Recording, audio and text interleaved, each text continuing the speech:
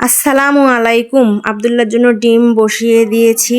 তারপর হচ্ছে সকালে নাস্তার জন্য রুটি বানাচ্ছি। এক পাশে রুটি বানাচ্ছি, অন্যদিকে রুটি ভেজে নিচ্ছি। রুটি ভাজা হয়ে গেলে আব্দুল্লাহকে ডিম ভেজে রুটি দিয়ে খাইতে দিব, আর আব্দুল্লাহর বাবাকেও ডিম ভেজে খাইতে দিব। আর আমি হচ্ছে চা দিয়ে খাবো।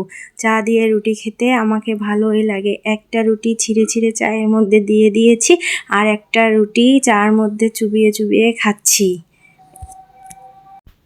মাছ রান্না করব, সেজন্য মাছ বের করে রেখেছি। আর কিছু সবজি নিয়ে এসেছে, সেগুলোও ঢেলে রেখে দিচ্ছি রান্না করার জন্য। বাঁধাকপি ভাজি করার জন্য পেঁয়াজ, মরিচ, রসুন, তেল, হলুদ আর শুটকি দিয়ে ভালো করে ভেজে নিচ্ছি। ভাজা হয়ে গেলে বাঁধাকপি ঢেলে দিব।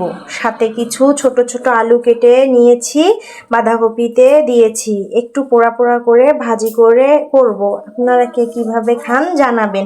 আব্দুল্লাহকে ডিম দিয়ে দিয়েছি, সে ডিম খাচ্ছে। এই তো আমার ভাজিটা প্রায় হয়ে গেছে, নিচে একটু লাগা লাগা হয়ে গেছে। এই তো নামিয়ে নিচ্ছি, এখন রেখে দিব। এত কষ্ট করে রান্না করতে হয়, রান্না করার পর যদি শোনেন ভালো হয়েছে তাহলে ভালো লাগে, এটাই বাস্তবতা। আর সবার ক্ষেত্রেই তাই, ভালো বললে ভালো লাগে, আর যদি বলে ভালো হয়নি তাহলে মনটা খারাপ হয়ে যায়। দুপুরে রান্না করার জন্য এই তো আলু কেটে নিয়েছি, মাছ কেটে নিয়েছি, এই যে টমেটো কেটে নিচ্ছি। টমেটো কাটা হয়ে গেলে পেঁয়াজ কেটে নেব, সব কিছু রেডি করে নেব। মাছ রান্না করার জন্য কড়াইয়ের মধ্যে মাছ নিয়ে নিয়েছি, মরিচ দিয়ে দিচ্ছি, হলুদ দিয়ে দিচ্ছি, লবণ দিয়ে দিচ্ছি। এখন আব্দুল্লাহ এসে বায়না ধরেছে, সেও নাকি দেবে, তাই তাকেও দিতে দিলাম। সে এটা দিচ্ছে সেটা দিচ্ছে, তারপর হচ্ছে আমি মেখে নিচ্ছি। তো সে খুব খুশি হচ্ছে, হাতে তালি দিচ্ছে।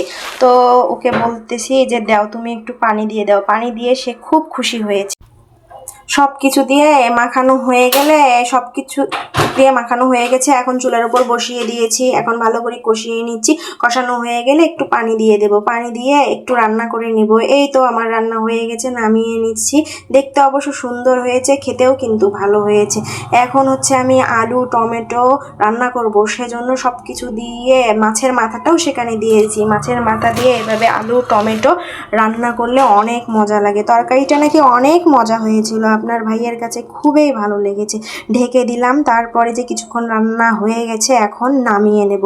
এরপর তো খাওয়ার পালা। রান্না করতে তো বেশি সময় লাগে, অনেক সময় লাগে, অনেক সময় ধরে রান্না করতে হয়। আর খাইতে বসলে 5 মিনিটের মধ্যে খাওয়া শেষ হয়ে যায়। তো এটাই তো, এভাবেই তো চলছে, এভাবে চলতে থাকবেই। 3টা তরকারি নাকি ভালো হয়েছিল।